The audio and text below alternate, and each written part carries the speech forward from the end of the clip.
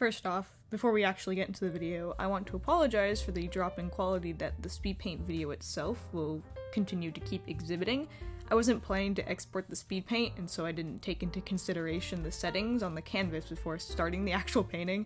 That being said, I'll try to take it into consideration for any future pieces I plan to post the Speedpaint of. Now that is out of the way, we can start the video. In my head, I knew exactly what I wanted to do for this piece. It was going to be Doomguy crouching down to look under a desk at 4-year-old Zazuma and Alexander Void. This is a piece for the lore that I've created for that whole thing in my Hermitcraft AUs, but since nothing in the piece explicitly indicates that it's for a Hermitcraft AU, the piece also is able to stand alone as a Doom painting. I started here with some stock photos just to get the feel for the pose I was wanting to do.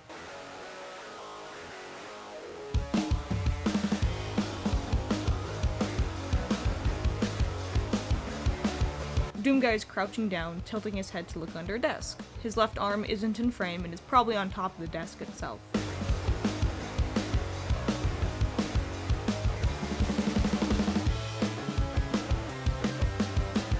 I started drawing his armor the usual way that I draw it, but then realized that I wanted to draw his classic marine armor instead.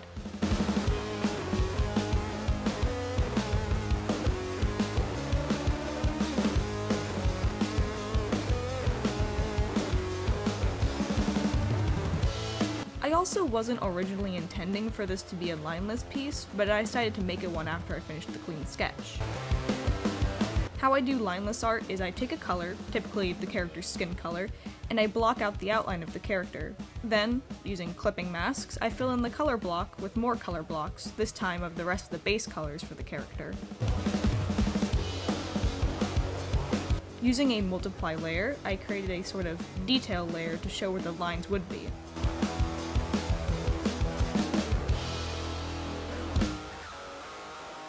I filled in the rest of the colors for the painting next.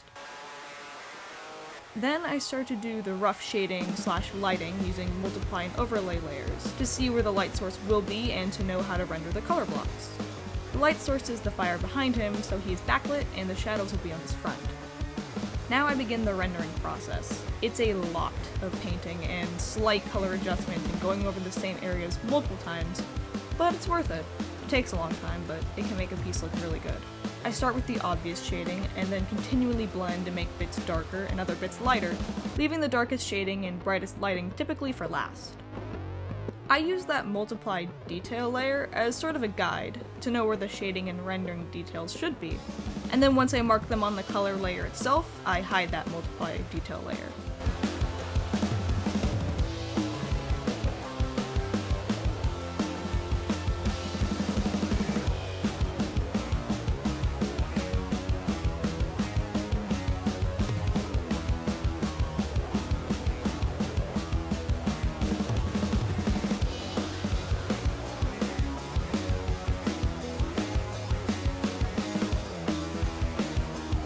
I wanted to add the bullet holes and damage to his armor that can be seen on the classic marine armor from Doom Eternal, as well as the ripped portion on the front, as you can see.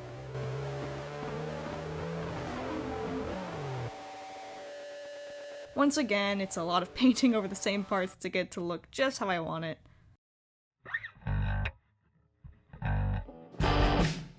For the painting and rendering itself, I used only one brush to keep the texture consistent. For the rest of the piece I used multiple brushes, but for the actual shading of the color blocks itself, it was one brush. It keeps the texture consistent, and plus I just really like that brush.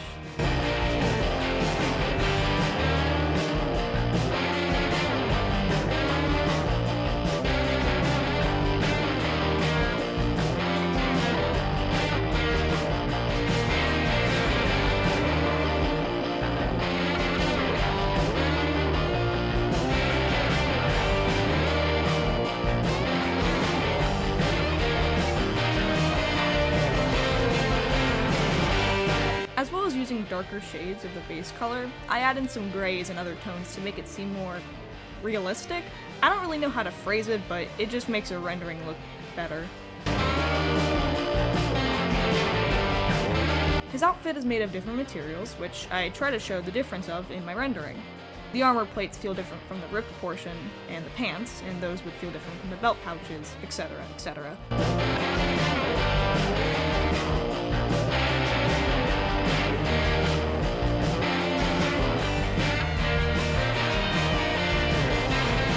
I actually left out part of his belt because it would have gotten in the way of him bending down like this, so I just didn't add it in.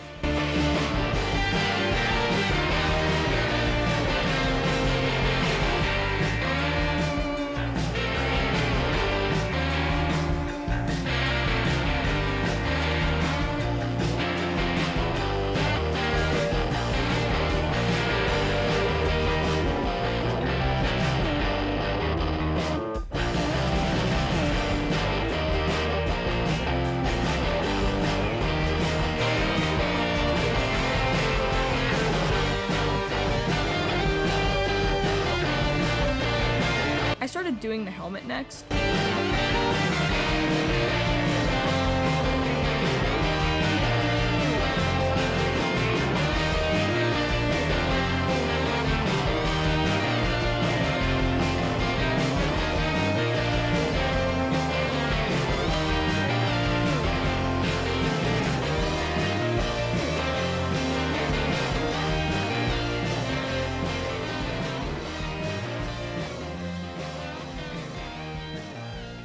Digital painting is all about adjusting as necessary, I think. But as you will see, it begins to give me trouble in regards to the angle it is at. So I leave it for now, just to come back at it later. Now onto his pants, which are on the same layer as the ripped portion above.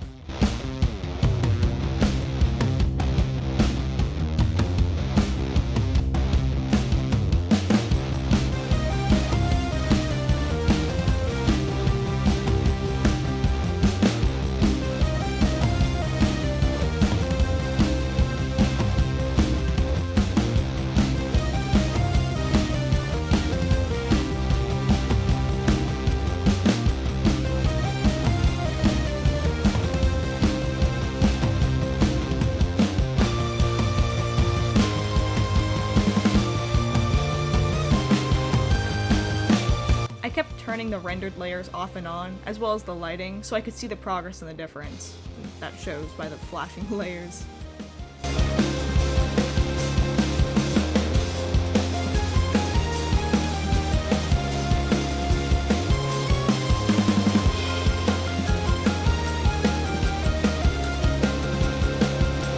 Now the knee pads.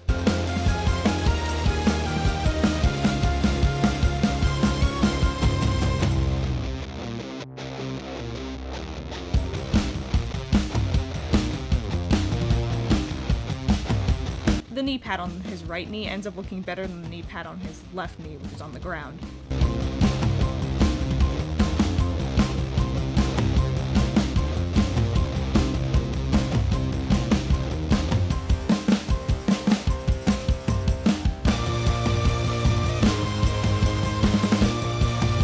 Next is that other green bit next to his knee pads, and then onto his boots.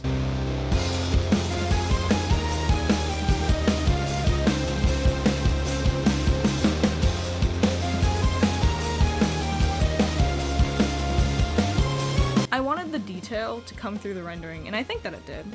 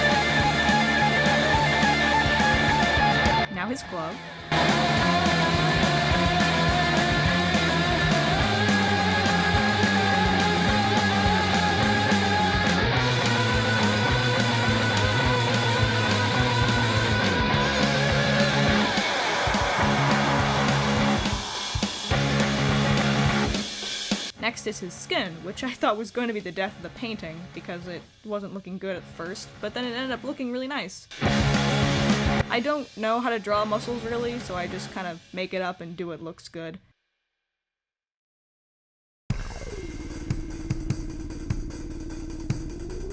When painting skin, make sure to add other color tones like yellows, greens, reds, and blues. It makes it feel less flat and more like skin.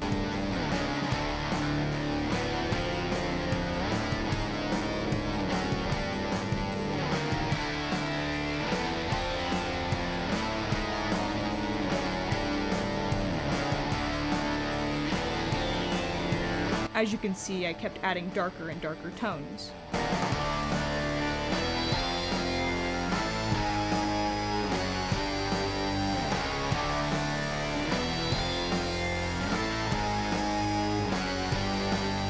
Lightening up some edges.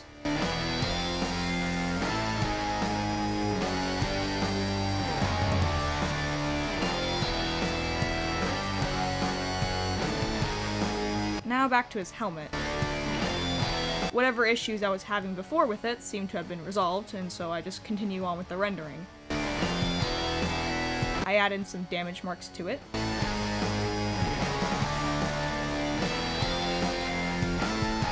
I also shade the visor, which ends up making the helmet my favorite part of the entire piece.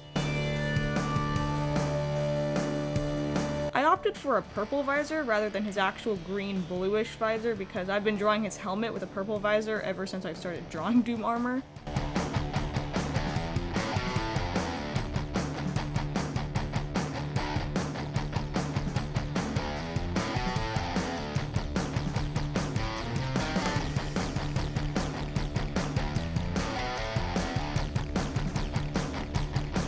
As I rendered the helmet, it started giving me 90s sci-fi box art vibes, which was completely accidental and unintentional, but was perfect because Doom did come out in 1993.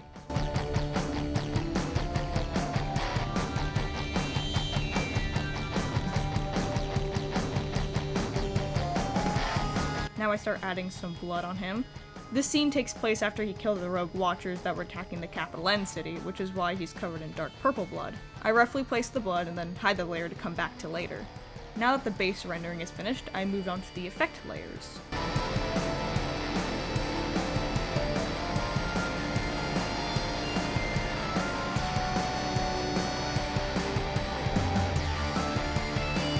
I typically use a mix of multiply, overlay, and add layers to create the dramatic lighting that I want, but I'll also add in other layer styles as I see fit.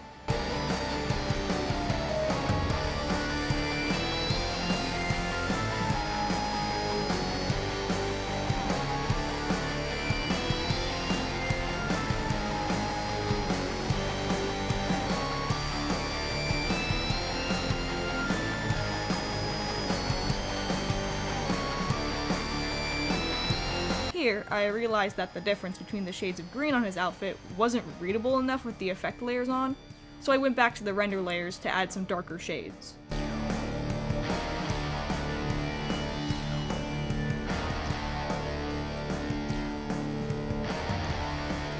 Now I begin shading the rest of the scene.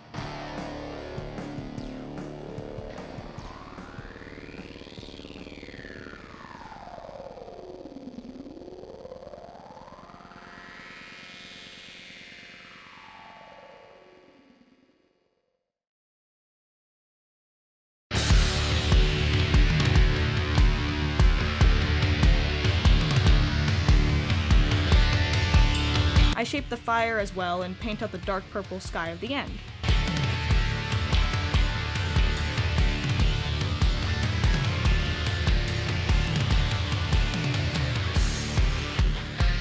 I added some stars.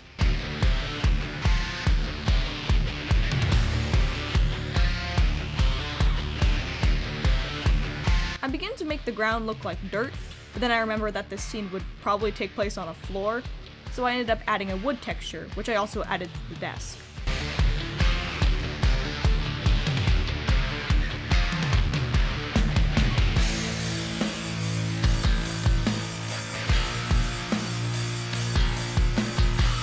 I continue adding details and lighting to our Doom Slayer.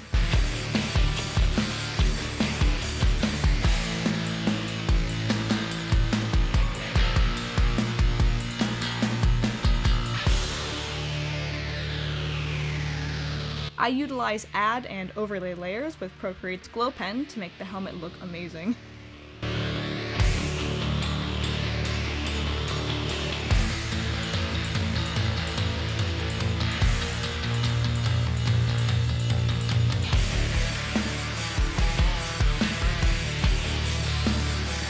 I also continue to add to his backlit rim lighting to create a greater contrast between it and the shadows.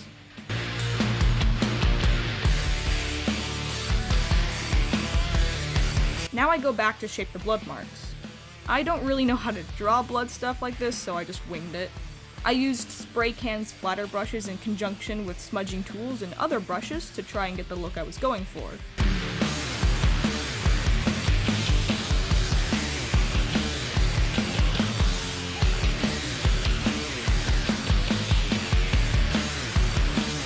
I also added blood to the ground, seeing as it would most likely also be there. I also added in some damage to the Slayer himself because it would just make the most sense. I added some claw marks showing his red blood, which contrasts with the dark purple blood of the Watchers. I do a bit more glow lighting. Add in some vintage texture bits. As well as a very faint halftone layer.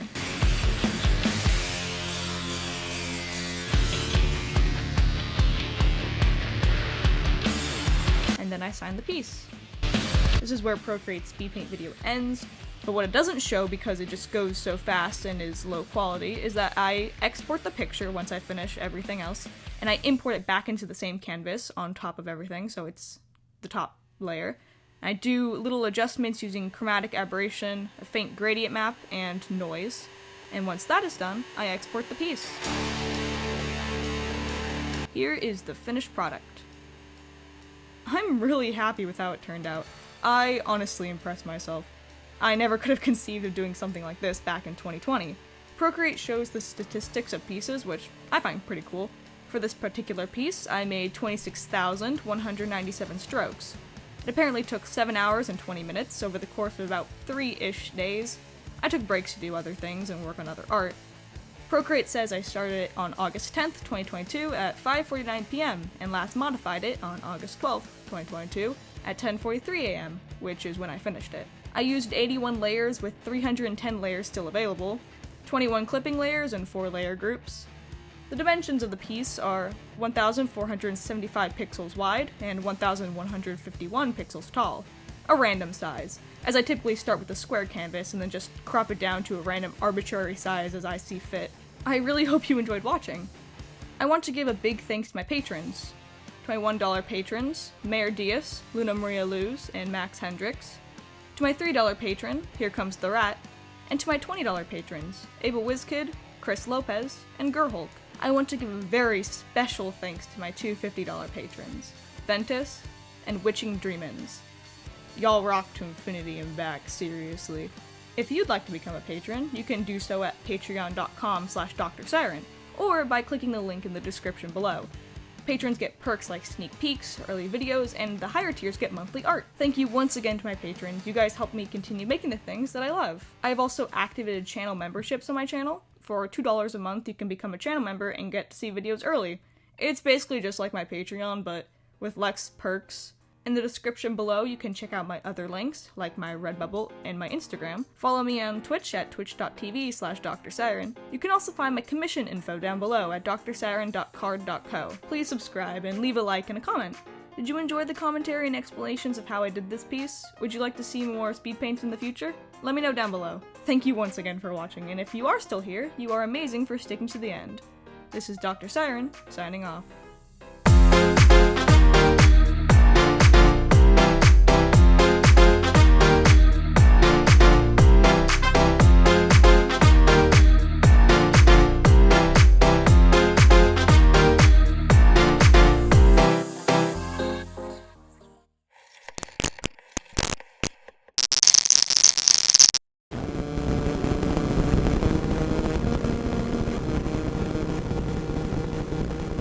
Connection terminated. Goodbye.